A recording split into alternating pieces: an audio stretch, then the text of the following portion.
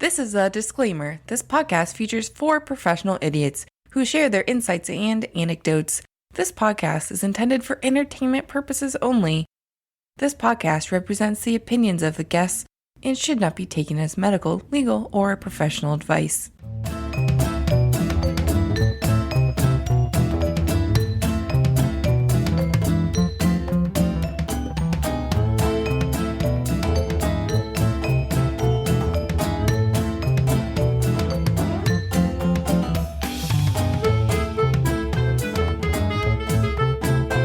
Welcome back, everyone, to Overqualified Idiots. I'm Dan Casey, MD. If this is your first time tuning in, welcome. This is a show where a doctor, a lawyer, an engineer, and a pharmacist come together to tell stories, share opinions, ideally make fun of each other, and shoot the breeze. If this is not your first time tuning in, welcome back. I'm so happy that we're recording again. I've missed this because we've had some pretty crazy... I've had a crazy month, as I will talk about next episode. Kind of cover that topic. But today we got a banger of a topic I'm pretty excited for, and let me introduce my co-hosts, or co-professionals, co-idiots, whatever we want to call each other. First and foremost, I want to introduce Alex JD, Alex Esquire, Hello. Who just graduated law school, that one. Yep. Now that I have graduated from law school, I am a lawyer, but not an attorney, because, we gotta specify. I gotta pass the bar exam before they allow me to be an attorney. Apparently, I looked this up a little while back. Apparently, attorney comes from some French phrase that means something along the lines of to represent.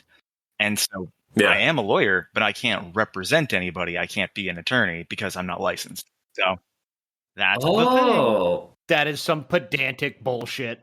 It absolutely not, but There's some nuance. All right, so what is your title then? Are you JD still? yeah, I'm JD. Yeah, I have. I figured. Yeah, because that's what makes you a lawyer or lawyer. I heard somebody call it lawyer the other day, and it made me kind of turn my head because I'm like, it's probably still technically correct, but it sounds wrong. There's as many accents as there are, people who want to pronounce things in silly ways, and I endorse all silly pronunciations. Like buoy and buoyancy. Should be a boy. Yeah. I try not to make fun of people too much, but I do laugh at it. I try not to make fun of people for mispronouncing things, especially in medicine, because it just means they learned it by reading, and I don't read, so it's fine. So does that mean the guy from Scrubs was a lawyer and a doctor? Which character are you talking about? If I say it, it ruins it. But okay, JD. Ah, damn it. Oh, oh my God. Actually, I know a guy in my graduating class who is now a lawyer and is also still an MD. So those exist. Yeah, it's one of those things. You can get an MD and not be a practicing doctor. A lot of people will do it to get their MBA and go into health administration, which blows my mind because med school is the hardest form of school I can imagine or have ever seen. Yeah, that sounds awful. Yeah, so some people do that, and that's their plan, and I'm like, oh my God, that sounds awful. Yeah. So, also, as you've already heard speak, we have Bengineer joining us. Ben, say hi. Hello. That's who you are until you die to me. I die. Whoever dies first. We can decide that over a knife fight. It's fine. Yeah, all right. let's go, man. Let's see. The knife will probably even the playing field for you, because I don't think without the knife you got much of a chance. I kind of vote for a joust, but whatever you guys want to do. Oh, jousting. That would be a good way to settle a disagreement. Because it doesn't necessarily have to be lethal. No, it also doesn't have to necessarily be on horses. I just picture shopping cart jousting. Something out of office chair. Something out of Jackass. Yeah, office chair jousting.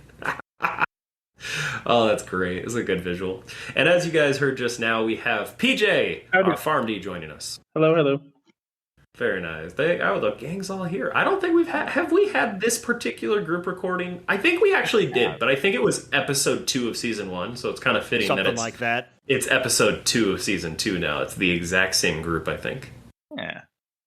With our rotating cast and whatnot. But yeah, thank you guys for being here. I'm really hyped for this. So, as a kind of preamble to introducing the topic for today, I kind of wanted to ask you guys some questions. I'm going to ask you, let's start with Alex. What's the most barbaric, brutal, old school medical treatment you can think of? I mean, so if you had to pick one. I'm thinking of lobotomies. Lobotomy is probably the thing that comes to mind. That's where my brain went. Yeah, lobotomy is a good one. Ben, how would you pick a different one? My brain also went to lobotomy. I mean, electric shock therapy. Okay, yeah. So stay on psychiatric treatments. There you go. That's a good one. PJ, what about you? I want you to pick one. Yeah, I will. But I like the fact that Ben's brain went to lobotomy. I like that. Would explain a few things. Just kidding. That's mean. I'm sorry. I was thinking of leeching, but I think they still do that. I think. Okay, leeching. All right. And then my brain went to bloodletting. So out of these four, which of these, and I'm going to have each of you guess, I'll go down the same line. Which of these do you think are still done today? Alex, I'll have you go first. Of the ones that we just listed? Yeah. Which of these do you think are still done as a standard of care or best practice in medicine? I know that electroshock is done in certain circumstances. I'm pretty sure that's done. So that's the one you're going to pick? Yeah, I think electroshock is still done. Okay. Ben, what one would you pick and say is still actually a practice? I'm pretty sure lobotomy is like outlawed by international law. Okay, maybe not international, but the whole being ethical. So leeching, but like the Geneva Convention. Yeah. Okay. So leeching probably? is leeching still done? And are you cheating? Because that's the one that PJ was like, oh, this one's still done, so I'll go with that. No. Well, I mean, Alex and I also picked ones that are like pretty old school barbaric. Yeah, pretty barbaric. And PJ, which one would you pick and say is still in practice? So leeching, but you also said standard of care. I'm not sure if it's standard of care, but I've heard of it being done. Yeah, so this is a bit of a trick question, and the answer is all of them are still used today for various things. It's obviously, and lobotomy, maybe not in the old school sense of disconnecting parts of the prefrontal cortex, but there are forms of psychosurgery. You're talking about like the corpus callosum severing? Yeah. Or like remove there's actually seizures? There's multiple forms of different psychosurgeries where they are disconnecting different parts of the brain to basically treat certain psychiatric disorders. Most specifically, obsessive compulsive disorder is the one that comes to mind for me. So I wanted to talk about the topic as kind of this little preamble of just like, aha, I got you. Of how the hell is that still a thing? How is this still done in our respective fields? So for me, all of those practices, like you said, they're old school, they're barbaric. In what setting are any of those like indicated or done? PJ, you brought up leeches. What do you know about leech therapy? I read on it like a while ago. It might have been like maybe to take out a certain kind of poison or like a snake bite or something. I don't remember the whole thing, but something along those lines. I don't believe so. I just can't comment on it. But I will say this. This comes a story from Nicole, my wife. She was working in the hospital. This was either pre-pandemic or like right at the beginning of the pandemic. She was working in the hospital. It was kind of a scary setting, but she had this really interesting patient who had basically lost their finger in some kind of mechanical job machine. They like clean cut lost like the distal half of like their index finger. So a pretty important finger. They had gotten it, put it in ice, took it immediately to the hospital, and the surgeons are like, okay, let's see what we can do. They reattached it. And this is what blows my mind. PJ, I don't know if you've ever gotten a prescription for medical leeches, but that's a thing. They have medical grade leeches, and what they do is they put them on, essentially like remove digits, or in some cases like really, really bad vascular disease where they're trying to improve blood flow, to basically get that blood flow established, and they'll attach leeches to the end of that reattached finger so the skin doesn't become necrotic and actually gets blood flow to it. So that was wild. I didn't know that was a thing until a year or 2 years ago. The minute you said like improved blood flow, my jaw just dropped because I'm like, oh, holy crap, that would work. Yeah.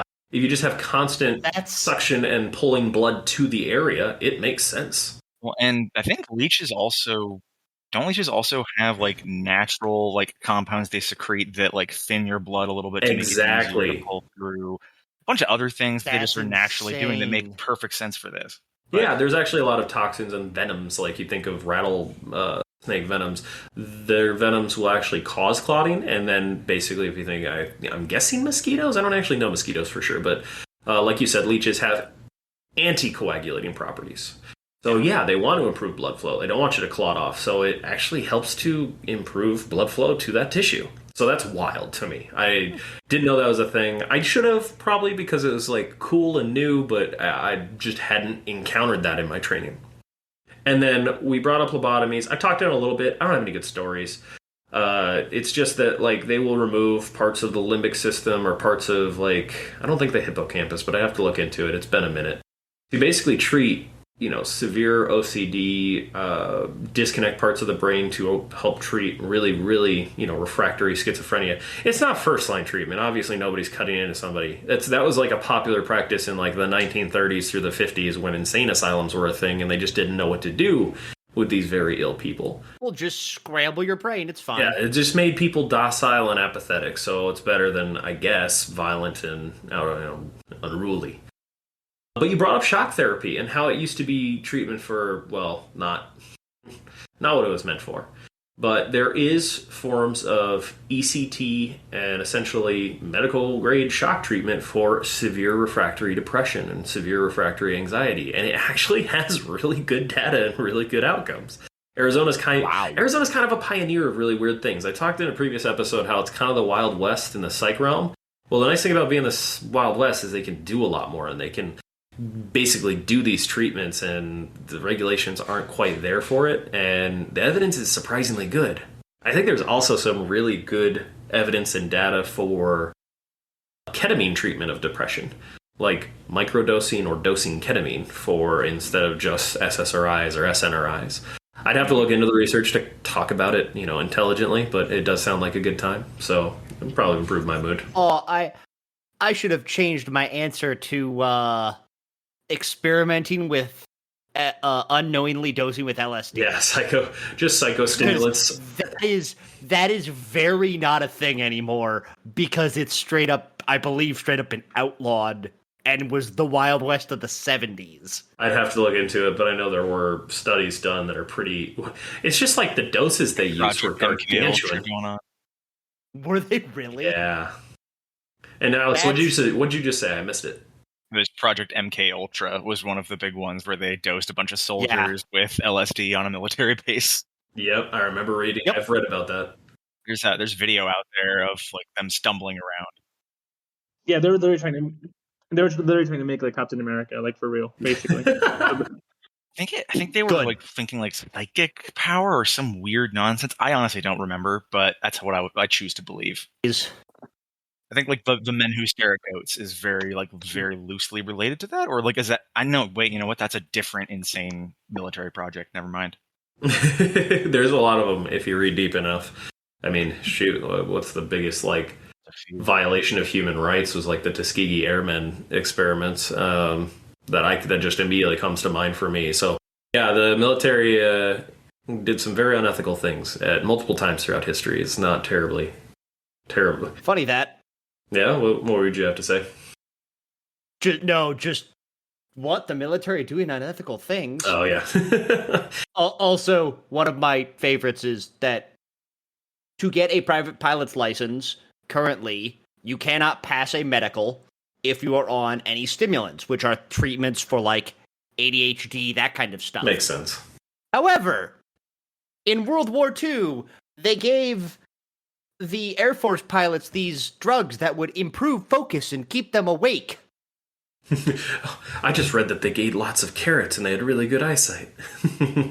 Yeah, so the fact that the Air Force dosed their people with probably Ritalin or something, but these days you can't get a private pilot's license if you're on it is ridiculous. That's going to be a great segue into Alex's section of the topic, because the last thing I wanted to talk about, none of you said bloodletting. None of you picked bloodletting. Bloodletting out of all of those is probably the single most common one still used, and it's used for a very specific condition. PJ, do you know it? I don't. Hemochromatosis. It just means that basically people hold on to too much iron, and they always have an elevated hematocrit. They always have elevated blood levels. So they have thick blood, thick, slow-moving blood. And those increased iron levels can like damage your liver. They cause other problems in addition to just having thick blood. So the answer is get rid of your blood.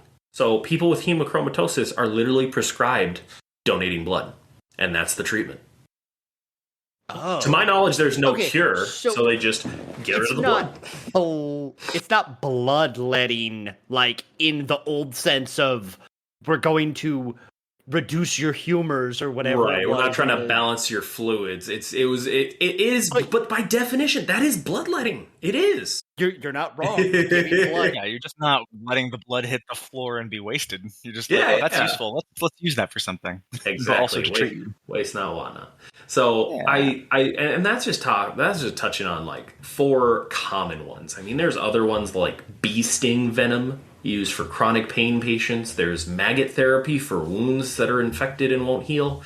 Oh, that one I knew about. Yeah, I will say the most scarring. I'm gonna give a little like disclaimer. Thank you, that word. Good Lord, my brain. Content disclaimer. Yeah, to listeners, if you got a weak stomach or you don't like gross things, I'd just skip ahead by about a minute. But one of the most scarring stories I had in residency, early in residency, I mean maybe my 3rd or 4th month, was we had a patient come in who had surgery on her leg, and she was homeless, and she had surgery on her leg like 2 months ago or 2 months before that. And she came in due to worsening pain of the leg. And she had been homeless this entire time, hadn't followed up with her doctor. And when I go in and we look at the leg, and I'm like, man, this wound looks weird. It's like essentially an incision from her like ankle up to her knee. And I was like, wow, it looks really weird. Why? It looks like it's bubbling. And I look closer, and it is hundreds and hundreds of little baby maggots. Oh. And we were worried that she was like borderline septic, meaning she was like likely had an infection. And kind of skipping ahead, we cleaned it all out, and I didn't, but wound care did. Treated her, got her better. Those maggots probably saved her life, because that wound would have been horribly infected, and oddly enough, that essentially is the treatment for a wound that's not healing and is infected. So, or it has a use in medical. In the medical realm. So that is wild to me. That it was just crazy how I was like, oh, why does it look like your leg is moving? Oh, that's because it is. So anyways, all right, listeners, this is the part where you can start listening again if you have a weak stomach. That was about a minute, so you're good. All right, cool. So yeah, that was one of the more jarring moments of my training. But Alex, Ben briefly talked about how is that still a thing? Wild, the military does something unethical. What do you have, or in your field, in terms of things of oh my God, that's still done, or how is that still a law, or why do we still do that in the courtroom? So I mean, there's as many of those things as you would like to point to. I mean, there's so many weird things that we still do. There's just kind of okay, that's weird. I understand why maybe that's still a thing sometimes, but sometimes it's just outdated and we just haven't come up with a better strategy, but it's kind of out there. Haven't come up for a better strategy than using Latin? Yeah, medical and law have that in common. Yeah, they really do. And those are the only two. Weird. This is about civil litigation. So if I sue you for money, Dan, say that you hit me with your car, and I sue you in order to get you to pay for my medical bills and for my time away from work. So recovering my income, pain and suffering, all those kinds of things. Mm-hmm. Who pays for my attorney? The losing side? No. That is the English rule. That is the rule in almost every other country in the world. It's the norm. It is almost everywhere else how they do it. The losing party foots the bill for the attorneys. The logic being behind that if you're in the wrong, then you're the reason the litigation needed to happen, and therefore you should foot the bill for that as well. Oh, I see. So the American rule is you pay for your own attorney's fees. You pay for your own attorney's fees regardless, except in a set of exceptions. And here's where I think we get kind of outdated, is that we have basically an almost endless number of exceptions to this rule, but they're just kind of like a patchwork of things that we've just kind of decided over time. Like, yeah, we'll make an exception in this case. So like the 6 exceptions that I was able to find that they do is for contracts. So if I sign a contract with someone else and we agree in that contract that like, okay, I'll take care of the attorney's fees in the case of a dispute, or we'll split our attorney's fees evenly, or we'll do arbitration or whatever else. That's one way you can control it. If you're trying to establish a common fund, so if you've heard of like class actions, sometimes if you're trying to like put together a common fund to help lots of other people who were injured, who were members of that class, who might come to you later, they're not going to make the losing party pay the attorney's fees on that, or they're going to make the losing party pay the attorney's fees on that, because like the whole point is to create money to help people, to help other people. It's not even for the benefit of the person paying for the attorney. So that'd be like any class action. It's a lot of class action. I see. Isn't there one exception too, where if like a case is dismissed, parties can seek reimbursement for legal fees? Isn't that a thing? You know, as another exception. When this kind of thing happens, we're just going to put it in statute, in a law, basically written by a state legislature, or sometimes a federal legislature too, that says, oh, in these circumstances, we'll also say that the losing party pays the cost, or that this particular party pays the cost. And those are fee-shifting statutes. And so there's just an endless number of asterisks next to this. Exactly. Yeah. It's almost like hearsay, like the whole thing. I'm sure that I haven't heard the episode yet, but I'm sure that your brother Pat was talking about hearsay exceptions or hearsay all throughout that whole thing. The funny thing is there was so much to talk about. I don't think we actually touched on that as much. Yeah. But we did talk about how defamation is so hard to prove because there's so much hearsay. Yeah. No, I mean, inherently.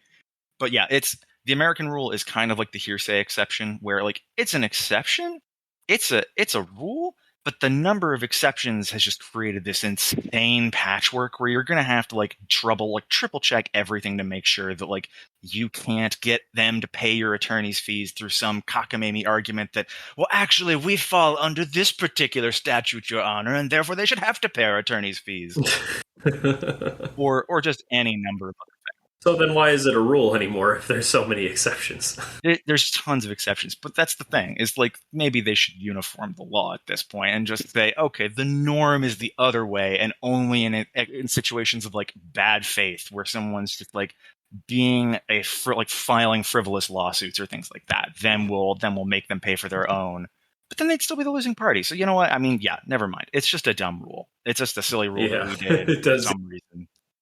I didn't know that, because I always thought of the English rule, and I didn't realize we had our own set way that no one...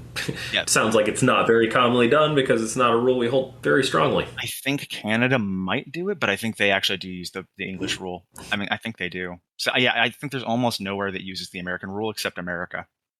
Well, isn't that just America standing out? Us and, oh my god, I can't remember what other country. There's one other country that also uses... not the metric system, but oh my god. Imperial? Thank you. God, I am struggling today. Word finding. It's just the strokes, I guess. So, but yeah, are there other examples? Because that's a good one. I didn't know that one. Oh, I mean, that's one, as far as like other weird things, like we can always go with like the crazy laws, like you can't own a camel under certain circumstances in Arizona because of some like weird shit that happened back like 150 years ago. Wait, is that real? I don't remember the exact wording of it, but I think there is some rule that certain municipalities in Arizona have specific rules that you cannot own a camel there. Yeah, I mean, I feel like you can just Google weird laws in each state and something like comes up. I think Alabama has one that stood out to me. It's like illegal to impersonate a priest. And that one's not as weird to me as it is just like, I thought that'd be illegal in more places. You'd think. I mean, we can go to some of like the weirder ones. As far as like, I can't remember if it was Mississippi. I want to say it was Mississippi. That was one of the only states that had never ratified the 13th Amendment, or it might have been the 15th, giving the right to vote to African Americans. Yeah, and I'm sorry. Yeah, They didn't do that until like the mid 2010s or something like that, and like till 2010 kind of timeline. What state was this again? Mississippi, I believe. Oh, that's not shocking. Okay. Yeah.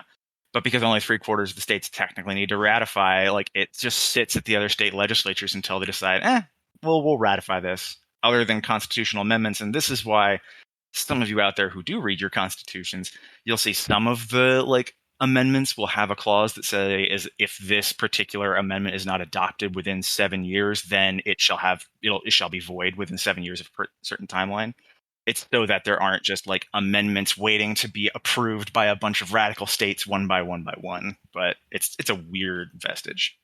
That's another weird one. Yeah, I still love Arizona. I mean, you spent time in Arizona. You've heard of the stupid motorist law, right? No, I have not heard of this. Oh my God. So here's the thing is the stupid motorist law in Arizona, it actually makes a lot of sense. It's not a weird law. It's just weirdly appropriately named in that that's the official title of the law. It states any motorist. Basically, Arizona is a desert. We all know this. Mm-hmm. What most people don't realize is that Phoenix, to a lesser extent, but mostly Tucson, were built with no drainage or city planning in mind when it came to rain. Because rain's very rarely a problem. We really only get it during monsoon season, and monsoon season's very fickle. So some years we have, 15 inches of rain, and it's basically spread out over 6 days at different points in the year, and other times we'll get all of that in one night on, monsoon season. And so the stupid motorist law is anyone who becomes stranded after driving around barricades in a flood zone will be charged the full cost of their rescue and impounded. And Go ahead. I will add, it's also because Arizona, and specifically Phoenix in this one, our ground has a layer of very, very dense clay pretty close to the top, so water doesn't soak in, it just flows. And this is true of any wash. It doesn't even need barricades. If you go into a wash thinking you can get across while there's water running and you get stuck, you pay for your rescue. It happens more than you think. It happens at least a couple times a year in Tucson. And it's weird only in the namesake. It actually makes a lot of sense in terms of the city, and if you've lived here for more than a day. The stupid motorist law. I just love that. I love that about our state. This is weirdly honest. I also thought it was awesome in Tucson. There's like a city or a street that kind of like snakes around Tucson called River. I'm sure Dan's been there. Yes, yeah. River's a pretty windy street. And that was always the first one to turn into a river as soon as it started raining. Mm-hmm. Well, it was next to a river. It's called that because it's next to that. Yeah, exactly. It's basically dry year-round except monsoon season. But there will be those 1 or 2 days we get random-ass 10 inches of rain because the monsoon decided and the entire street is flooded. And there's nowhere for it to go. It doesn't drain anywhere. It just sits there until, the sun evaporates it again. But I just feel like every state has those weird, how is that a thing? Why is that a thing? Sometimes it makes sense. That one makes sense. But I feel like a lot of them don't. So, Alex, did you have any other topics or anything? No. I think we can cut it off there. If you let me just go, I have an endless list of things that. We'll tell you 1 or 2 more because we still got time. Oh goodness! All right, this is a minor nitpick, but this is one that kind of bothers me just because I find it offensive to my sensibilities as a writer. Whereas clauses in laws. Get the hell out of here, guys. It's literally the way you properly read those sentences to anybody else who is dumb like me and walked into this with no policy experience, walked into the law as a field without that kind of background. Just ignore it. Pretend the whereas doesn't exist because it will only confuse you as to why it is there.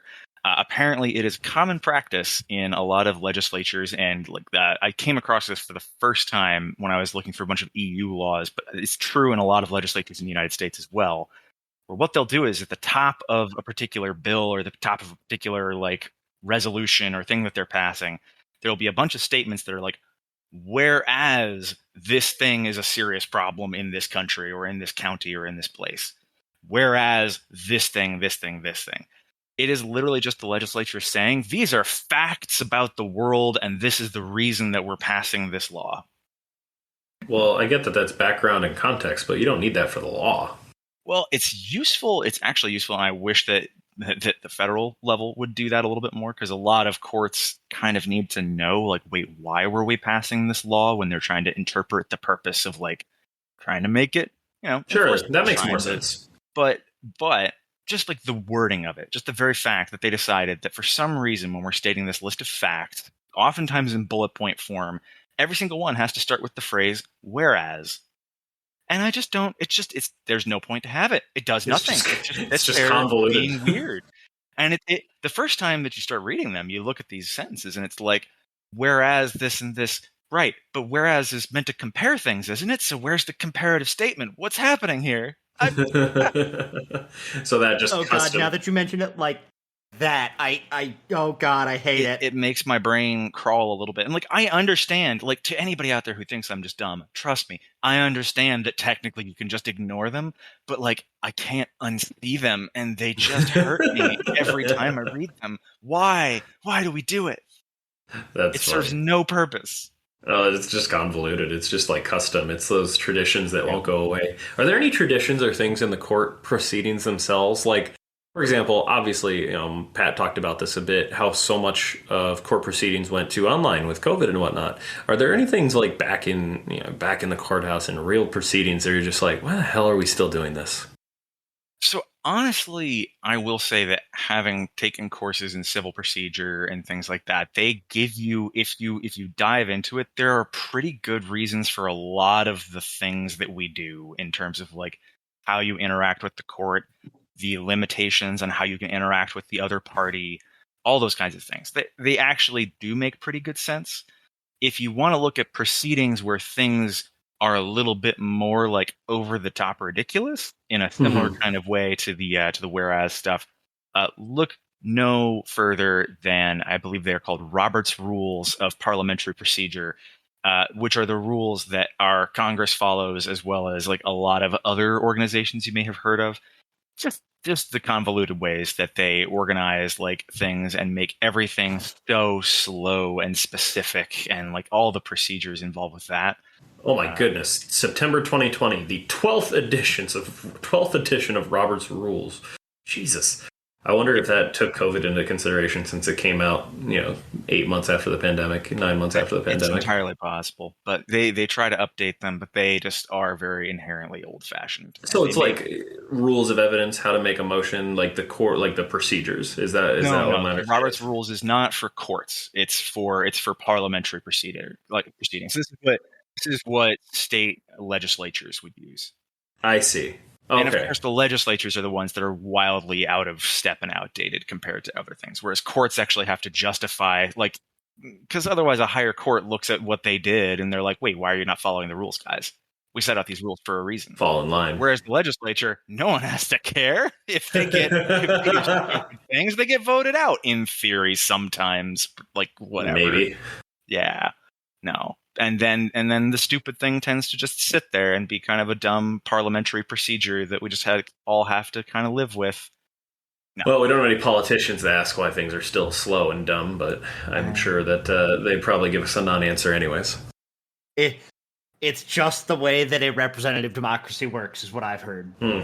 Slow and slow-moving. So, Ben, I figured you were going to probably be the star of this episode to some degree.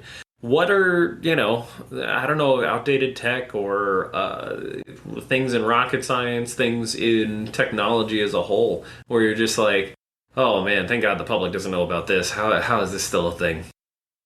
Okay, so I don't know about, like, outdated, but just, okay, so how do you think that there's a whole bunch of stuff zipping around in orbit around the Earth? How do you think that all is tracked? Oh God, is it not? I'm assuming there's some capacity. Fortunately, that's not the answer. Okay. That would be very bad. I just know there's tons of like space debris and space waste, so to speak, that's becoming a problem when you start talking about orbits and satellites and whatnot, but I don't know how they're tracked. How are they I tracked? think they are planning to start centralizing more of that, but there's a bunch of different groups that track satellites under different for different Correct. things, and they don't necessarily all But talk to there- each other, which is half the problem, right? There is a central repository is, okay. that's supposed to be the end-all be-all. It is the Air Force, and they use these things that are rooted back from the ages of punch cards Oh no! called two-line elements. Oh my god. What does that mean? I will put an example of a two-line element up. People can just Google them if, you're not driving. They're just numbers. They're just numbers. All the numbers mean things, but they just characterize orbits. But we've never gone through and updated this system because the Air Force doesn't want to / it's just how it's been done. Oh my god, you posted it in the Discord. Is this just essentially mathematical educated guesses is where they're at? Fortunately, they're not educated guesses. With these numbers, I'm kind of burying the lead a little bit because of how orbits work. You can do what's called propagating them if you know a set of initial conditions and how things are changing. So with these, you can punch it into a program and technically get the last known orbit of these things because you have when did it happen, how fast was it going, and various things about the orbit. But it just looks so archaic. This looks... Oh my god, this looks like it hurt my brain. It looks like this is going to be a throwback. It looks like a library Dewey Decimal System. Yeah. I just don't know what half these words and numbers are. Argument of perigee, mean anomaly, mean motion. Second derivative of mean motion, usually blank. Usually. Sometimes it's not. Oh no. What the hell? So wait, what's the reference point? Do they use longitude and latitude to be it's over this point in the Earth? Where the hell? Oh, that's a whole different thing. There are 6 different types of systems you can use for what they are standardized, but it's I'm trying to think. Is second derivative of mean motion the acceleration on the satellite? Yeah. Okay. Should be. Okay. But usually blank because usually be things zero. aren't accelerating. Yeah. Hopefully your satellite is not changing its orbit actively. Oh god. My head hurts looking at this. So this is how they do it. This is just some company or centralized... No, it's the Air Force. Ah, okay. It is, and I now am wondering if this responsibility will be getting pushed over to the Space Force, because that definitely seems more in their prerogative at this point. I was gonna say, should that be their job? It's space. Dan, why does it hurt you? Why does it hurt your head? It's not like it's rocket science. Wait. It's not rocket surgery. Satellites. God. I can't. I look at this and I just think back to how I barely got a B in Calc 2, and I'm like, Taylor series destroyed me. Taylor series made me realize I was not going to be an engineer. I was not going to do anything math related, because that was the most humbling. I put in so much effort and couldn't figure out how to learn it. And I've never ran into that barricade before. I've never been able to not learn something. So when I look at this, it's just intimidating as hell. As give it enough time, it's not that hard to explain. Actually, orbital mechanics at a basic level aren't that hard to explain. But just to make you feel better, I also hated Taylor's series. Thank you, God. I'm not alone in that. Those things are awful. And I also, in pure mathematics, they are used. But as an engineer, nope. I have never run into them. That makes me feel better. That really does, because that was one of those moments where I was like, oh shoot, this is a brick wall. This is an obstacle I cannot conquer. Another just side one of just something people may not think about.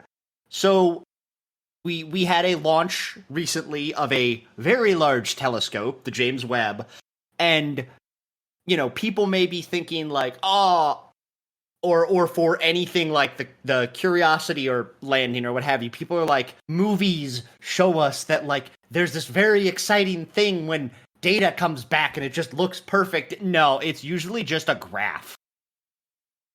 Wait, what? Yeah. Like, how do we know the orbital insertion burn happened properly? Probably from a graph of, like, the motion. That's And it? They just see, like, a blip, and that means it worked. It's a yes/no, like, essentially input. Kinda, sorta. But Okay. it's like if you squint your brain. it's like reading them. It's kind of like reading the Matrix. Just like data coming Zeros and back ones. isn't always like. There's no external camera. We can't be like, oh look, it's now orbiting Mars. No. Right. So yeah, a lot What of. happens if you get a no when you should get a yes? Then you have. Well, that's when you start seeing on like the webcast. And you can tell something's going wrong. Sometimes because the data's like, you can see it in the screen in the background, and they have the data being fed into some sort of simulation that's like showing what, like interpolating it real time. Like, I think this was on the Bereshit lander. It was, I want to say, Israeli lander that was going to land on the moon. If you looked in the background, it was doing some pretty weird things on their projection of it, and that's, I believe, using their actual data. And then you started seeing engineers get very concerned. So, yeah, some of that is used, but a lot of times, they're just waiting for stuff to come down. Like, the James Webb is going to be using a lot of not pretty pictures because it's X-ray. It's Oh, that's weird. None of these Hubble images. It's going to be taking measurements. It will have some, but what's to be gained from that? Because that's cool. I wouldn't have thought that would be an application. A lot. It can look. X-ray is all the high energy stuff. X-ray and beyond. I may be getting that wrong. No, you're right. X-ray and gamma are high energy. Well, no, that James Webb is doing X-ray specifically. Oh, okay. Yeah, I mean, yeah, but it's mid-infrared. So, sorry, it won't have X-ray or gamma ray, but still, a lot of those aren't, like, you can see in it, but it's also just getting readings of the amount of light, not necessarily seeing what that light is producing. So, yeah. So, okay. I just explained, that's like new.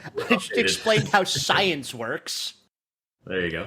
What are other things you think that are just like, wow, how the hell is this still done? This is held together by duct tape, essentially. I mean, so a lot of that stuff, a lot of the crazy stuff that you think about for, like, when you think of being a chemist, people are always like, oh, you're just mixing chemicals.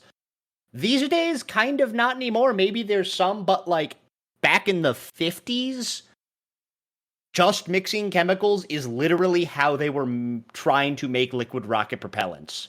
They were like, well, we know this works, so what happens if we just mix it with this? And then sometimes their lab would explode.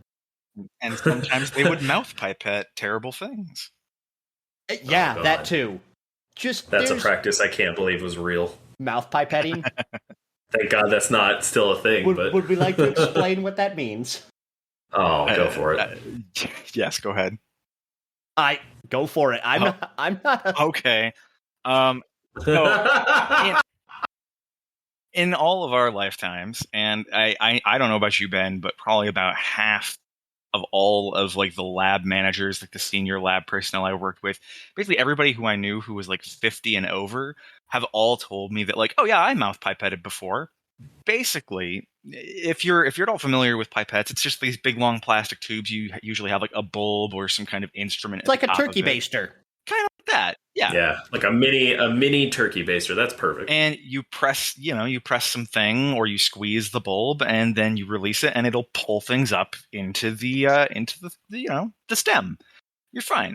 Well, for some reason, back in the day, they used to just have long glass pipettes, and sometimes they would remember to put like a little cotton filter at the top, and you would put your mouth over the top end of the pipette, and you would stick it into whatever chemical you would then want to pipette, and you would just pull it with your breath. You would breathe in, you would pull and draw up liquid into the pipette, and then probably like stick your tongue up against the the glass part of the pipette and hold it, and then you would just release it so you could drop the liquid into another container.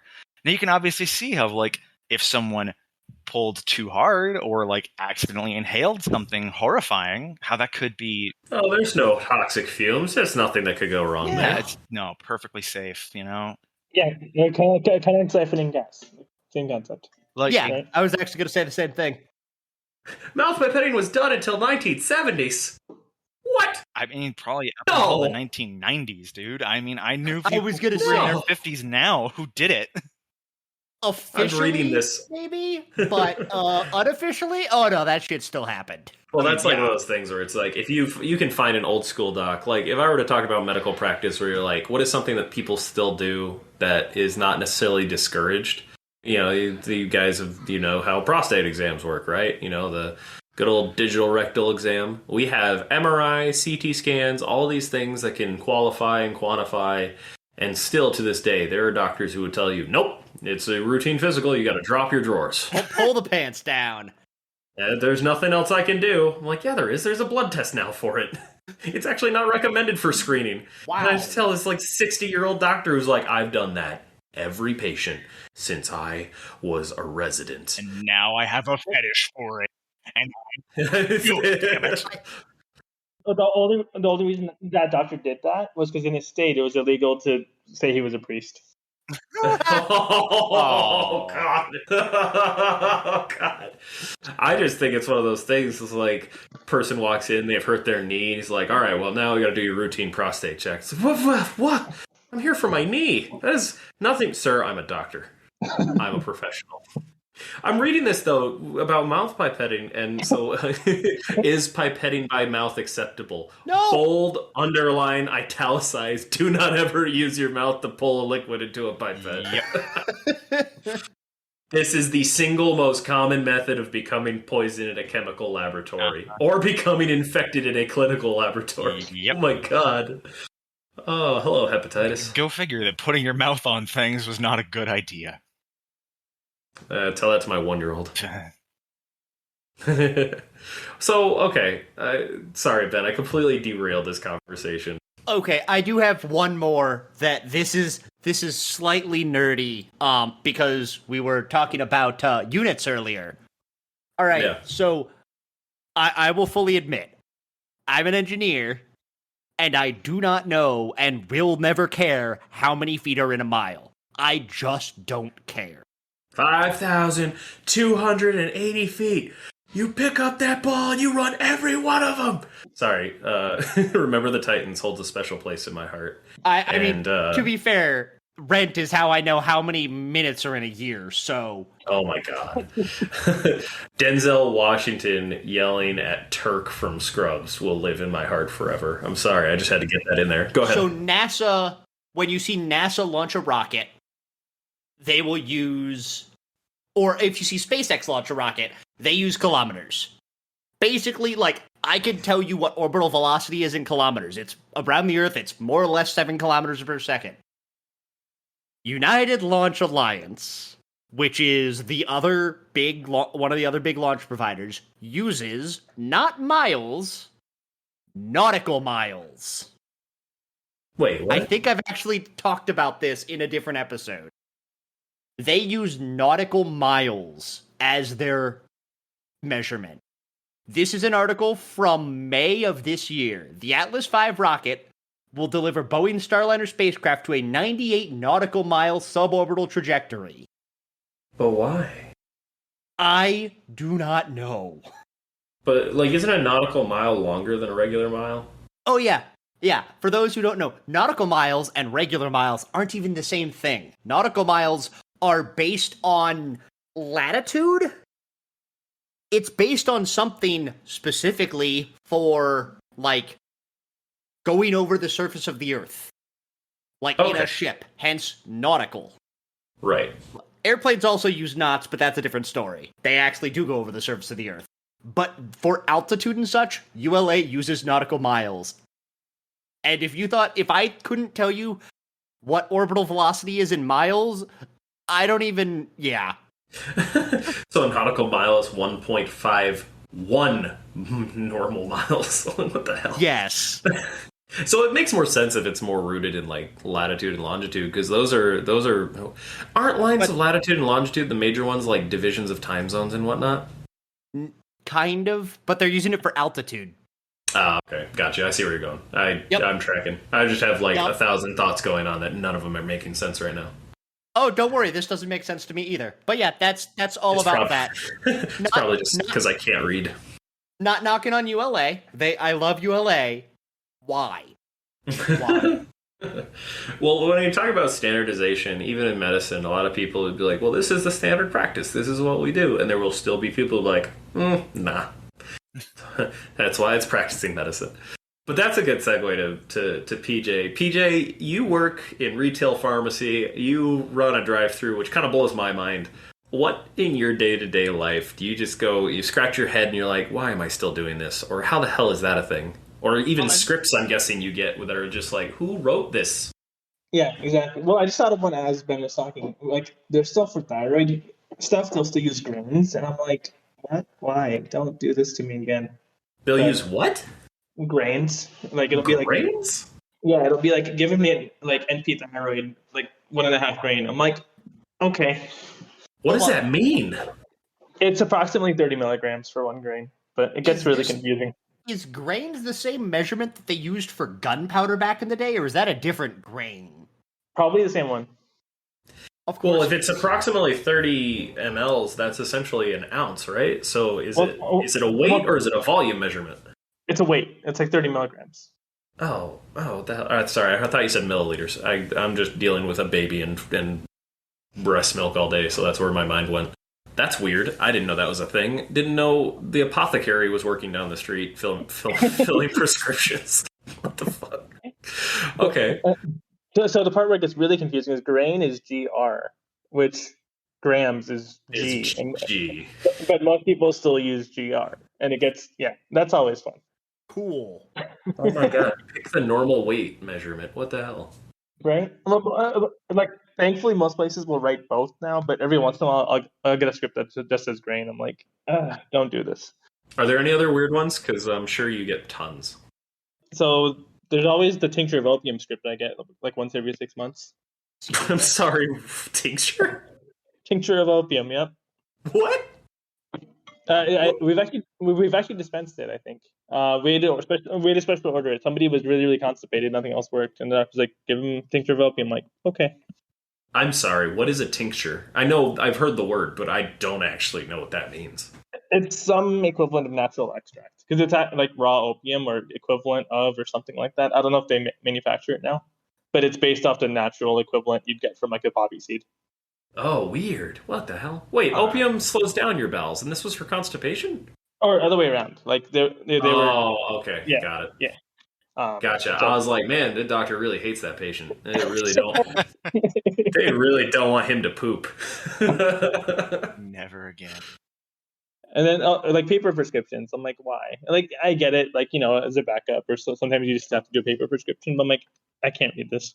I will say, in working in the 21st century with electronic medical records and being able to send people's scripts electronically to their pharmacy, I work in essentially active adult community, a retirement community. So I take care of, as a sports medicine doctor, I probably take care of 80 to 85% retirees who want to remain active or just have musculoskeletal problems. I mean, the thing about sports medicine is the other side of the coin is all of our joints wear down. So that's actually the majority of my patients. I still get 60, 70, 80-year-olds who are just like, well, where's my script? I'm like, oh, it's the medicine's at the pharmacy. And they're like, oh, wow, technology. That's amazing. I'm like, yeah, it'll be there when you get there. How will they know? You just tell them your name. Like, it's kind of this like new discovery every time. And, it's fun working in God's waiting room. So I enjoy it. Okay, I feel bad saying that, but it's kind of true. I will say on the other side of things, I have a paper script pad. The only context I will argue for paper scripts is just when you're in a location where electronic scripts are not feasible. So for me, in my field, it's when I'm at sporting events and I want a patient to get a particular type of x-ray. and I don't want the 14-year-old to have to translate what I said to a radiology technologist, so I have to write on a paper script exactly what I want. That's the time it's most advantage for me. And that's probably the only... I don't think I've ever written a paper script for a medication since our electronic medical record went down one day for an hour, because then my life fell apart, and I don't know how doctors did what they do now. That is terrifying. Oh my god, it was awful. I just felt like someone cut off my hands and was like, all right, now go do your job. I was like, but how? I trained this way. I don't know how to do it this way. But yeah, PJ, I will say paper scripts are a very archaic thing, so I'm surprised you get so many. I mean, not many, but we still had a decent amount. And like my only recommendation, not that doctors are listening to this, I assume, who knows? All two of them. At least Right. one is. That's true. But he's already on board with not writing stuff. Is to like write it on like a template and just sign it. You know what I mean? Like at least that way I can read what it is. Oh my god, yeah. How often do you have to call because you have to decipher handwriting? Because that is the perfect, how is this still a thing? Like, I have god-awful handwriting. But if I'm going to write something important, then I'm going to write it well. I still have to call on stuff at least once a day. Easily. Oh my god. Once a day? And we just don't have the time or manpower to do it right now. We don't. So Yeah. People, this is why your scripts take forever. It's not just putting pills in a bottle. It's because your doctor wrote something illegible and we have to call him amid his busy day and stop him and get him to say what the hell he actually wants. That's why it's taking 30 minutes. And then by far, like when I call, like the nurse or assistant or MA, whoever will answer the phone, and I'm like, hey, I can't read this. So they'll go get a copy. Like, hey, yeah, I've got a copy of it right here. I'm like, okay. They're looking at it. I'm like, they're like, I can't read this either. Oh, good. You're not an idiot who can't read. It's just that this is illegible, like you said. Oh, that's great. I love the idea of a nurse or a medical assistant just being like, oh, shit, yeah, this is a hieroglyph. I don't know what this is. What about technology-wise, or just like day-to-day stuff? Because I don't actually even know what, the infrastructure of your job looks like a lot. Because the things where you're like, man, how is this not automated, or anything like that? I mean, a lot of it's getting there, but it's like we still have like old computers at the end window. There's like a scanner at every, at every computer station, whatever. You aren't using dial-up, are you? Sometimes it feels like it, but no. Not usually. It doesn't make noise, but it takes just as long. But like, honestly, the most annoying thing for me is counting out like 500 metformin. I'm like, again? But, oh, God. You'd think it'd come in a dispenser that could just do that for you. Right, or at least for the high volume stuff. We used to be able to weigh them, but some weird thing that we can't do that anymore. So we actually have to like physically count everything. About to ask why you couldn't just weigh them. Yeah, because they're all a set weight, so what? All right, there's a story there. Do you know why? I don't know the whole story. I've heard bits and pieces. I think something happened with some kind of legal issue, and the manufacturer is basically like, we can say that there's 90 in the bottle or whatever it is, but we can't like 100% verify with you like that each one weighs the same. So That's that if crazy. if there's a discrepancy, it's on you, it's not on us. Something along those lines. Oh, they just have better lobbyists. Why the hell do pharmacists not have better lobbyists? I swear to God. They're all busy counting out 500 pills. Exactly. Y'all are too busy counting by fives to 500. That's, oh my goodness. That's hilarious, and something that just makes me appreciate the little things I don't have to deal with. Because I'm shocked do you have techs who do that, or do you have to do the counting? We're so short right now. Like I've had to do a few of them now, but like usually it's them. Okay. So it's not necessarily your busiest part of your day. I know I joke and I make fun, and obviously I have tons of pharmacy friends, and I hold them in high regard. I don't mean to say, because I'm sure you hear this, and that they hear this all the time, of the awful comments of like, how could it take so long? You got your online degree, just count by fives. Why is it taking so long? Right. Or I say it to poke fun, but good God. Yeah, or it's like, just go stick a label on it. Like after Labor Day, we literally had 180 prescriptions on the counter, and I'm like, which label do you want me to stick on first? Like, there's 180 people ahead of you. Sorry, hang out. Well, that's the crazy part too, is because I've talked about sports physicals a bit, and people will be like, okay, I think we already recorded a little tidbit of this that'll probably go into next week's episode. I do a sports physical. If I'm good at my job and all of the paperwork is already filled out correctly, it takes me maybe 5 to 10 minutes at most. But when you start talking about mass physical events, you're talking about 200 plus kids. If you think of any aspect of your job that takes 5 minutes and then you go, okay, now do that 200 times, obviously it's going to take forever. Yeah, exactly. I guess my moral of this and my outrage is like, be patient with your pharmacists. They're probably working incredibly hard and very like you said, understaffed, undersupported. And given what you have told me, what Ramon has told me, what some of my other pharmacist friends have told me, that's not changing anytime soon. No, it's not. I'm sorry, man. I'm sorry you had to go through that. That's a lot. It's okay. It's my job. So, yeah, we do what we got to do. I think we've been recording for a good amount of time. Does anybody have any last minute, like how is this still a thing? Or even questions about other people's jobs of like, how the hell do you do this part? Or how the hell is this still part of your day-to-day? Yeah, Alex mentioned... Sorry, go ahead. Oh, no, I was just reading up on grains. It's a doozy. Oh, God. What was your question, PJ? It sounded like it was for Alex. Well, Alex mentioned camels earlier, and it made me think of a story. So back home, there's a rule that says you can't have driver's ed and sex ed on the same day. And I asked why, and it was because I was told the camels would get really tired. Story. God bless. Oh my God. Oh, that's great. God, PJ. Sometimes like you don't talk too much, but when you do, it's gold. No, this is great. This is a fun episode. I feel like we touched on, a lot of like interesting and just cool things, and then being able to answer certain questions, but then also poke fun at each other's profession. So that being said, thank you for joining me, guys. This is a ton of fun. I look forward to this every week. This is just so much, it's just so much fun to just shoot the breeze with you guys. And thank you, listeners, for listening in. We appreciate your support, appreciate your attention. We know, whether it's your drive or relax time, listening in is your time, which is valuable, and listening to us supports us. If you haven't already, follow on whatever major podcast platform you do. We put out episodes every Sunday. Download the episodes, give them a listen. That's the way you can support us and help us continue to do what we do. Thank you again, and until next week, take care. Bye. Bye-bye. Bye-bye.